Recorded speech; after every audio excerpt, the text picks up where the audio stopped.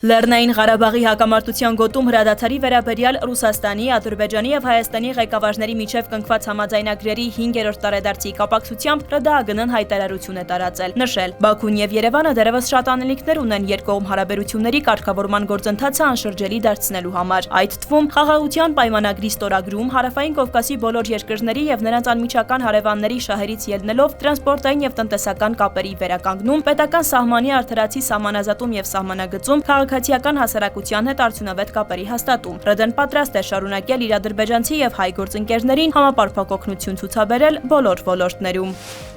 ԱՄՆ նախագահը մեծ պետական գործիչ է, ով ուղարկվել է վերևից ԱՄՆ քաղաքականության մեջ առողջ բանականությունը վերականգնելու համար։ Ղազախստանի նախագահ Կասիմ-Ժոմարթ Տոկաևի հայտարարությունն է. Ուղիղ 1 տարի առաջ դուք համոզիչ հաղթանակ տարաք լիովին արդար ընտրություններում, եւ ես համոզված եմ, որ դուք մեծ պետական գործիչ եք, ով ուղարկվել է վերևից վերականգնելու առողջ բանականությունը եւ ավանդական արժեքները, որոնք մենք կարեւորում ենք ԱՄՆ քաղաքականության մեջ, թե ներքին, թե արտաքին։